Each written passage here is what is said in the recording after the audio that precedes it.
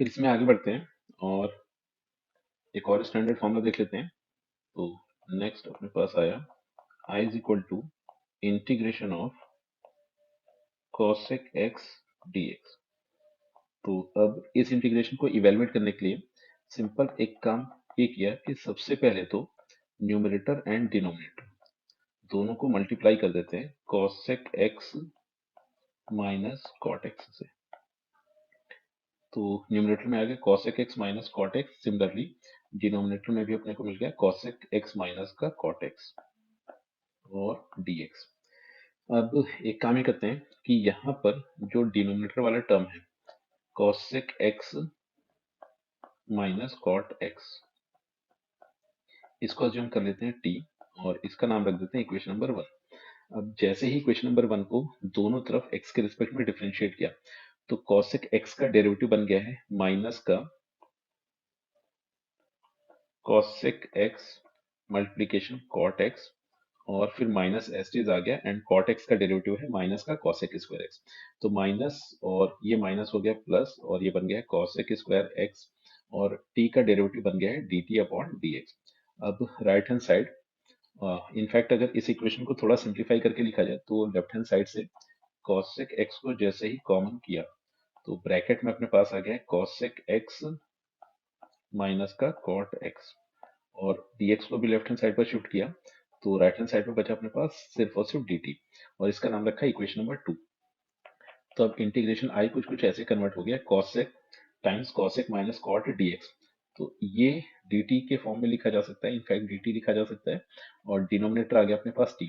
तो इस तरह से गिवन इंटीग्रेशन को लिखा जा सकता है integration of 1 upon T dt। अब 1 अपॉन टी का इंटीग्रेशन t के रिस्पेक्ट में बन जाएगा natural log of mod of T फिर प्लस इंटीग्रेशन कांस्टेंट। और अगर वापस से यहाँ पर टी की वैल्यू पुट कर दी जाए तो इस तरह से ये अपने पास बन जाएगा I is equal to natural log of mod of cosec x minus का cot x और प्लस इंटीग्रेशन कांस्टेंट। तो अपने पास आ गया cosec x के इंटीग्रेशन का फॉर्मूला। अब एक काम करते हैं, ये जो ब्रैकेट अपने पास गिवन है इसको थोड़ा सिंप्लीफाई करके लिखते हैं। तो फर्दर ये जो cosec माइनस cot गिवन है इसको अगर ट्रिगो की हेल्प से थोड़ा सा सिंप्लीफाई करके लिखा जाए तो इस टर्म को उठाते हैं, that is cosec x minus cot x और सबसे पहले तो cosec x को लिख दिया 1 अपॉन sin x और फिर माइनस cot x को लिखा cos x upon sin x। फिर फर्दर अगर इसे सिंप्लीफाई किया जाए तो एलसीएम लेने के बाद न्यूमरेटर बन गया है 1 माइनस cos x और डिनोमिनेटर आ गया अपने पास sin x। फिर अब एक काम ही करते हैं कि न्यूमरेटर में cos x की वो आइडेंटिटी यूज कर लेते हैं जिसमें 1 आता हो और उससे ये वाला 1 खत्म हो जाए।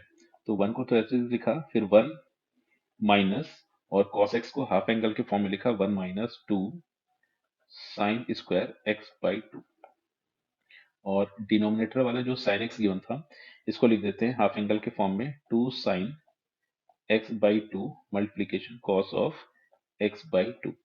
तो इसे और थोड़ा सिंप्लीफाई किया जाए तो ये बन जाएगा 1 माइनस 1 फिर प्लस का 2 साइन स्क्वायर x बाई 2 और डिवीजन में आ गया है 2 sine x by 2 multiplication cos of x by 2।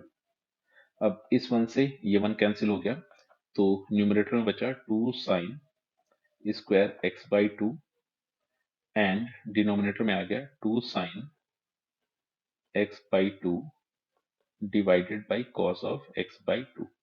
अब इस 2 से ये 2 कैंसिल हो गया, एक साइन x बाई 2 से एक साइन x बाई 2 कैंसिल हो गया तो न्यूमरेटर में बचा साइन x बाई 2 और डिनोमिनेटर में बच गया है cos ऑफ x बाई 2। तो इसको फर्दर सिंप्लीफाई करके tan x बाई 2 लिखा जा सकता है। तो इस तरह से हुआ ये कि cosec x minus cot x को सिंप्लीफाई करके tan x बाई 2 लिखा जा सकता है। तो अब इस तरह से हुआ ये कि integration of cosec x dx, तो ये अपने पास गिवन था natural log of mod of cosec x minus cot x plus integration constant. और इस इंटीग्रेशन को ऐसे भी लिखा जा सकता है लॉग ऑफ, और ब्रैकेट को सिंप्लीफाई करके मिल गया था tan x/2। तो इस तरह से cosec x के इंटीग्रेशन का एक और फॉर्मूला बना, that is natural log of mod of tan x/2 plus integration constant. तो ये फिलहाल अपने पास cosec x के इंटीग्रेशन का फॉर्मूला हो गया।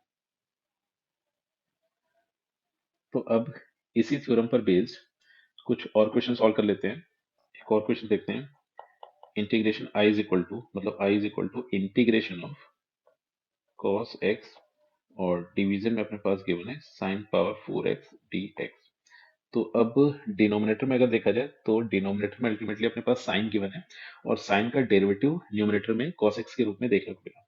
तो एक काम करते हैं, इस क्वेश्चन को सॉल्व करने के लिए एक सब्स्टिट्यूशन कर लेते हैं, और इसमें हुआ ये कि साइन x को कह दिया गया t, और इसका नाम रख देते हैं इक्वेशन नंबर 1। और जैसे इक्वेशन नंबर 1 को दोनों तरफ x के रिस्पेक्ट में डिफरेंशिएट किया गया, तो साइन x का डेरिवेटिव हो गया है cos x, और t का डेरिवेटिव बना dt अपॉन dx। तो इसको फर्दर अगर और सिंप्लीफाई करें तो यहाँ से cos x dx को dt लिखा जा सकता है, और ये आ गया अपने पास इक्वेशन नंबर 2। अब गिवन इंटीग्रेशन में इक्वेशन नंबर 1 एंड 2 का यूज किया जाए तो cos x dx बन गया dt, और साइन बन गया था t, तो ये आ गया अपने पास t power 4।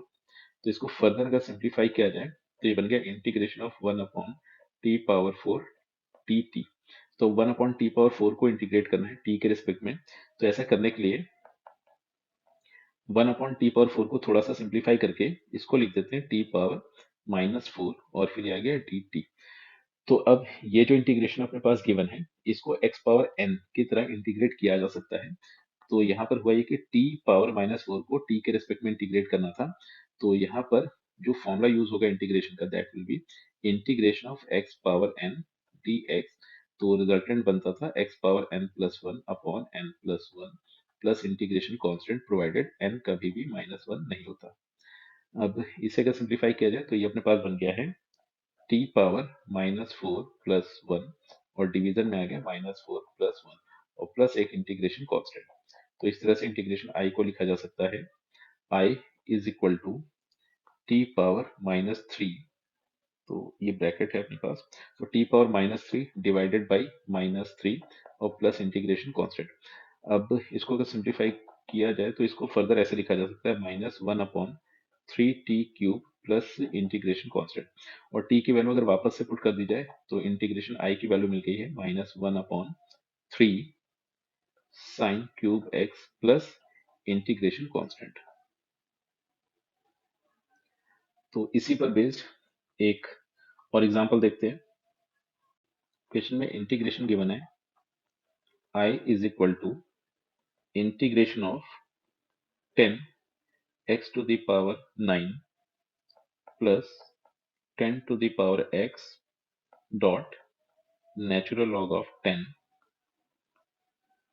Whole divided by 10 to the power x plus x to the power 10 dx।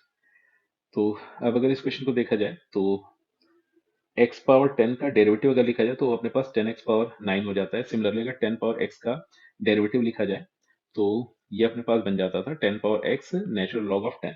तो इनफैक्ट अगर देखा जाए तो डिनोमिनेटर का डेरिवेटिव न्यूमरेटर में मौजूद है, तो इस क्वेश्चन को इंटीग्रेशन बाय सब्स्टिट्यूशन फॉर्म से सॉल्व किया जा सकता है। इनफैक्ट ये कुछ कुछ ऐसे दिखा कि f डैश ऊपर है और f डिनोमिनेटर में गिवन है। तो यहाँ से एक काम ये किया कि डिनोमिनेटर को सब्स्टिट्यूट कर देते हैं और थोड़ा सा इसको ऐसे एडजस्ट करके लिखते हैं कि ये 10 power x plus x power 10 given था, और समेशन अगर देखा जाए तो ये जो अपने पास क्वांटिटीज गिवन है, अल्टीमेटली दोनों ही क्वांटिटीज पॉजिटिव है। तो पॉजिटिव क्वांटिटीज के लिए जो समेशन होता है वो कॉम्पिटिटिव होता है, तो अल्टीमेटली इसको ऐसे लिख सकते हैं। ये बन गया अपने पास x power 10 plus 10 power x, और इसका नाम रखा इनफैक्ट इसको बोल देते हैं इक्वल टू t, एंड इसका नाम रख देते हैं इक्वेशन नंबर 1। अब जैसे ही क्वेश्चन नंबर 1 को दोनों तरफ x के रिस्पेक्ट में डिफरेंशिएट किया, तो x पावर 10 का डेरिवेटिव हो गया है 10 x टू द पावर 9, फिर प्लस 10 पावर x का डेरिवेटिव हो गया 10 power x dot natural log of 10, और t का डेरिवेटिव बन जाएगा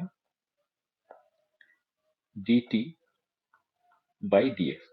तो इसको थोड़ा सा और सिंप्लीफाई करके अगर लिखा जाए तो ये बन गया 10 x power 9 plus 10 power x dot natural log of 10 dx equal to dt।